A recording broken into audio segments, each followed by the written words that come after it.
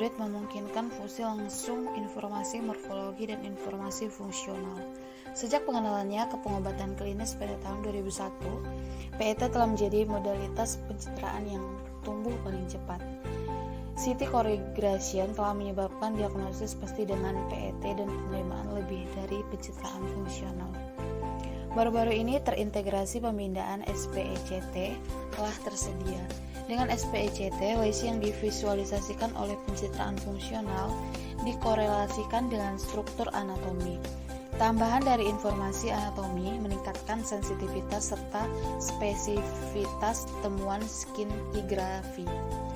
SPECT memiliki nilai tambah dalam pemetaan sentinel lymph node, terutama di kepala dan leher tumor dan tumor yang masuk ke kelenjar panggung.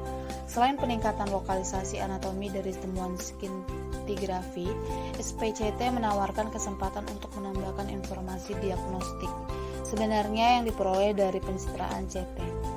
Mengingat semakin banyaknya penelitian yang mendemonstrasikan nilai tambah SPECT, hibrid relatif terhadap pencitraan tunggal modalitas.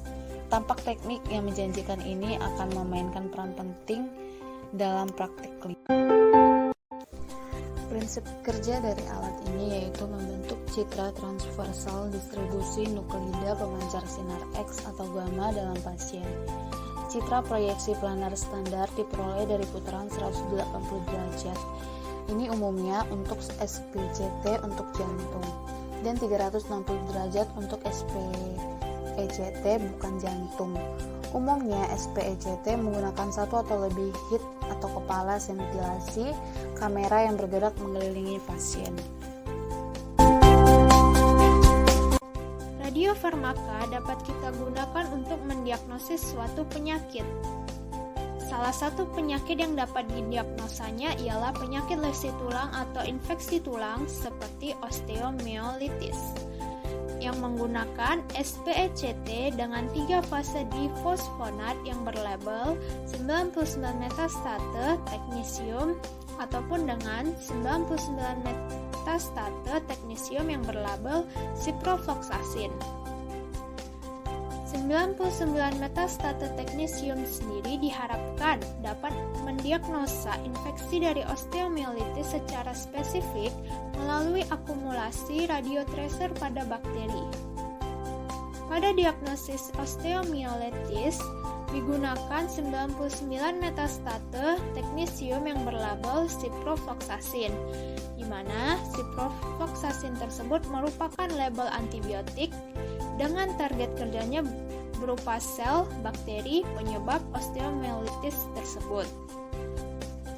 Adapun pembuatan dari 99 metastate teknisium berlabel ciprofloxacin dapat dilakukan dengan menyiapkan 99 metastate teknisium dalam bentuk larutan dan ciprofloxacinnya dalam bentuk larutan infus 0,2%. Radioisotop 99 metastate teknisium ditambahkan ke dalam vial yang berisi ciprofloxacin dalam bentuk larutan tadi. Kemudian, vial dipanaskan menggunakan water bath, di mana posisi vial harus dalam keadaan tegak. Selanjutnya, vial tersebut kita dinginkan pada suhu kamar.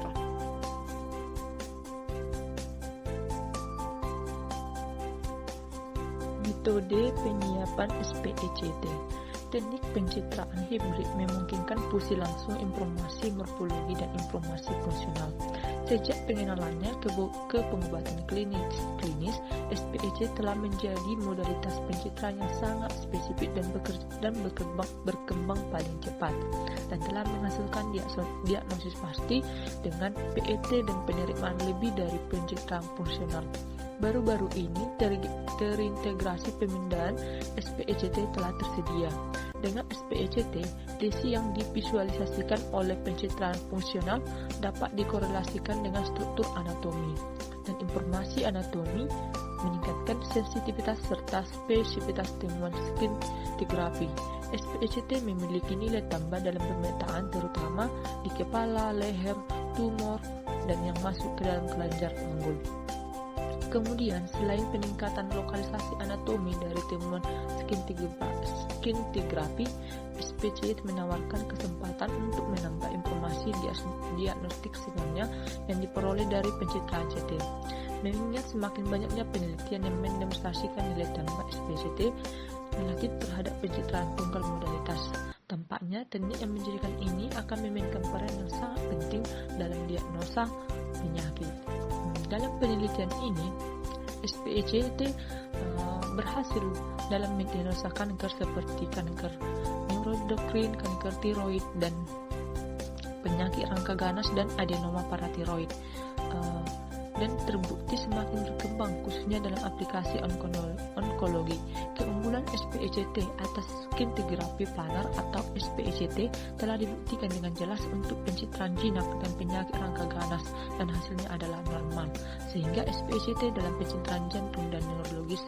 Perkembangan yang sangat menarik ini terjadi dengan teknologi radioinformasi dan pencitraan yang jarang digunakan dan dapat menjadi alat secara klinis dan relevan dalam waktu yang singkat. Kemudian pada dosis, ada dua. Yang pertama dosis spek non-kardiak, yaitu ada CT dosis rendah dengan panduan spek 2-4 milisievert, itu bergantung pada bidang pandang di sumbu Z. Kemudian ada spek CT diagnostik 6-14 milisievert, itu bergantung pada bidang pandang di sumbu Z. Yang kedua ada dosis spek jantung, yaitu ada CT jantung dosis rendah 1-3 milisievert, dan jantung diagnostik CT atau CT 64 irisan 4-14 milisievert. Kegunaan spek pada pasien kanker untuk penentuan stadium kanker sehingga dapat dilakukan perawatan yang tepat. Kemudian untuk pasien dengan melanoma kepala dan leher, spek CT memungkinkan deteksi node sentinel hingga 43% pasien dengan scintigraphy planar negatif. Lalu untuk mendeteksi kanker serviks stadium awal dan invasif kanker kandung kemih, deteksi node sentinel yang lebih baik yaitu dilakukan dengan spek CT. Lalu pada pasien kanker payudara untuk 41 pasien dengan scintigram planar, hanya 7 pasien yang teridentifikasi. Lalu dengan spek CT teridentifikasi 29 pasien. Spek CT juga telah terbukti pada pasien kanker dengan kelebihan berat badan dengan kesensitifan 89%. Penggunaan spek pada penyakit skeletal. Spek CT berhubungan langsung dengan patologi tulang dan struktur anatomi, dan karena itu dapat meminimalkan jumlah temuan yang samar-samar. Lalu untuk mendeteksi atau mengkarakterisasi patologi tulang vokal. Kemudian, spek CT diperlukan untuk mendeteksi kerusakan kortikal, mengidentifikasi infeksi atau empiema yang terletak di struktur jaringan lunak. Selanjutnya yaitu kegunaan spek pada kanker tiroid, khususnya di daerah leher. Spek CT memungkinkan karakterisasi yang tepat dari lesi samar-samar untuk 14 dari 17 pasien. Hal ini membuktikan bahwa spek CT dapat mengidentifikasi penyakit yang belum teridentifikasi. Spek CT juga meningkatkan karakterisasi temuan tak tentu pada 13% pasien dan penetapan metastasis yang tepat pada 17% pasien, dan ke paru-paru pada 7% pasien. Spek CT lebih mengoptimalkan serapan 1,31 iodin ke kelenjar getah bening dan ke paru-paru. Lalu kegunaan spek pada tumor paratiroid. Spek CT bekerja dengan baik untuk mendeteksi dan lokalisasi dari adenoma soliter, tetapi kinerja untuk mendeteksi penyakit multifokalnya berkurang. Peran pasti spek CT dalam pencitraan adenoma paratiroid belum diindikasikan, dan evaluasi dengan pasien yang lebih besar perlu dilakukan agar diketahui hasilnya yang lebih baik. Lalu, kegunaan spek CT pada tumor saraf simpatetis dan tumor adrenokortis. Spek CT sesuai untuk pencitraan tumor yang berasal dari sistem saraf simpatis seperti neuroblastoma, pheochrocytoma, ganglionephroblastoma, dan paraganglioma. Kemudian kegunaan spek pada tumor neuroendokrin. Tumor neuroendokrin biasanya menunjukkan peningkatan ekspresi reseptor somatostatin atau SSTR, memungkinkan deteksi melalui pengikatan spesifik ligan. Spek sebagian besar digunakan untuk mendeteksi tumor atau metastasis hati, tetapi bisa juga digunakan untuk penilaian respon terhadap pengobatan. Studi terbesar untuk mengevaluasi SSTR, spek CT pada 72 pasien dengan berbagai tumor neuroendokrin. Dengan spek CT meningkatkan lokalisasi temuan sintigrafi yaitu 23 pasien yaitu sekitar 32%. Kegunaan selanjutnya yaitu kegunaan spek pada jantung. Spek CT dapat menunjukkan kerusakan pada miokardium inferior bersama dengan stenosis yang sesuai pada CT angiografi atau CTA. Spek CT dalam diagnosa neurologi dan psikiatrik. Pemeriksaan spek untuk menilai patologi vaskular seperti cerebral, iskemia, stroke, atau stenosis karotis dan bahkan untuk mendiagnosis kematian otak melalui pemeriksaan perfusi cerebral. Spek CT modern pada prinsipnya dimungkinkan untuk melakukan CT diagnostik berkualitas tinggi pemeriksaan otak dalam satu sesi. Selanjutnya yaitu hasil pencitraan spek CT. Yang pertama pada kanker payudara. Hasil spek CT menunjukkan lokalisasi anatomi yang akurat dari nodus sentinel limfa pada pasien kanker payudara dengan technetium 99M. Hasil pencitraan menunjukkan lokalisasi anatomi dari nodus sentinel di ketiak kiri yang diilustrasikan dengan proyeksi 3 dimensi. Dalam kasus penyebaran kanker yang sudah mapan, diduga bahwa nodus sentinel getah bening adalah organ target utama yang dicapai oleh sel kanker yang bermetastatis dari tumor. Penelitian yang dilakukan oleh Husarik dan Steiner mengenai nilai tambah spek CT pada kanker payudara terhadap 41 pasien. Temuan dari skintigram planar dan spek CT identik hanya pada 7 pasien. Spek CT menunjukkan lokalisasi anatomi yang benar pada 29 pasien. Di samping itu, spek CT telah terbukti sangat berguna pada pasien yang kelebihan berat badan. Dalam studi prospektif terhadap 220 pasien kanker payudara, 122 pasien memiliki indeks massa tubuh lebih dari 25. Untuk 49 pasien, gambar planar gagal mengidentifikasi nodus sentinel. Namun, 29 dari 49 pasien ini, nodus sentinel dapat diidentifikasi dengan spek CT. Secara keseluruhan, sensitivitas spek CT pada pasien kelebihan berat badan adalah 89%.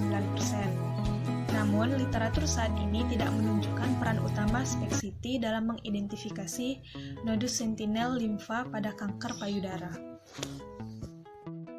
Yang kedua yaitu spek CT kanker tiroid diferensiasi. Berikut ini merupakan gambar hasil pencitraan, di mana gambar A dan B itu menunjukkan panggul pasien kanker tiroid diferensiasi. Gambar A merupakan skintigram iodin 131 tampilan anterior dan gambar B itu tampilan posterior yang menunjukkan serapan di daerah panggul kiri. Namun lesi tidak dapat secara pasti ditetapkan sebagai metastatis tulang jinak. Gambar C merupakan bagian CT yang sesuai. D itu merupakan gambar perfusi spek CT yang menunjukkan serapan pelacak non-spesifik pada divertikulum usus besar. Pada pasien tiroid karsinoma, pencitraan seluruh tubuh setelah pemberian iodin 131 atau iodin 123 secara oral digunakan untuk mengidentifikasi sisa atau metastatis penyakit. Iodin 131 skintigrafi memiliki kepekaan yang lebih tinggi daripada pencitraan berbasis morfologis. Namun, interpretasi gambar mungkin sulit karena tidak adanya penanda anatomi. Yang ketiga yaitu spek CT tumor paratiroid, di mana ini menggunakan 99M technetium methoxy isobutyl isonitril. Dari gambar hasil pencitraan, gambar A itu merupakan tampilan planar skintigrafi 99M teknetium MIBI selama 60 menit, dan gambar B itu selama 15 menit setelah diinjeksikan 99M teknetium MIBI, di mana panah ini menunjukkan adanya lesi. Gambar C itu merupakan penampang melintang 99M teknetium MIBI yang menunjukkan lesi vokal intens di daerah leher kanan bawah. Gambar D itu merupakan bagian CT yang sesuai, dan gambar E itu merupakan fusi yang menunjukkan adenoma paratiroid di bawah kelenjar tiroid kanan. Gambar F dan G itu menunjukkan adenoma paratiroid yang ditunjukkan oleh panah, di mana gambar F itu hasil menggunakan CT dan gambar G itu hasil dari spek CT. Karena ada beberapa hasil yang tidak konsisten, peran pasti dari spek CT dalam pencitraan adenoma paratiroid belum dipastikan. Maka masih diperlukan evaluasi yang lebih besar pada pasien. Selanjutnya adalah spek CT pada tumor sistem saraf simpatis dan tumor adrenokortis. Adapun radionuklida yang digunakan yaitu iodin 123 meta-iodo-benzil guanidin, fluor 18 L3,4 dihidroksi fenilalanin atau karbon 11 meta-hidroksi efedrin. Adapun radionuklida ini memiliki keuntungan, yaitu karena spesifitasnya tinggi, dapat digunakan untuk mengkarakterisasi lesi dengan lebih baik dan diferensiasi superior jaringan parut dan tumor sisa setelah operasi.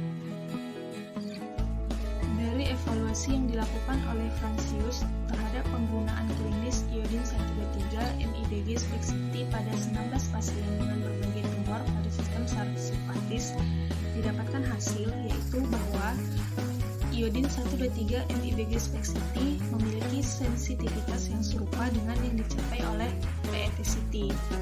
Namun, tidak ada keunggulan dari PET-CT ataupun spek CT yang diamati. Tapi karena berikut ini merupakan gambar diagnosis pheochromocytoma dengan 99M teknetium MIBG spek CT. Gambar A itu merupakan planar yang menunjukkan lesi yang meluas ke daerah suprarenal kiri. Gambar B itu merupakan bagian yang sesuai dari gambar spek. Gambar C itu merupakan bagian yang sesuai dari CT, dan gambar D itu merupakan fusi spek CT, di mana gambar ini menunjukkan serapan yang meluas ke kelenjar adrenal kiri yang mengindikasikan pheochromocytoma. Gambar E sampai G itu merupakan bagian melintang yang sesuai dari kelenjar adrenal kanan, di mana gambar ini menunjukkan adanya pembesaran kelenjar.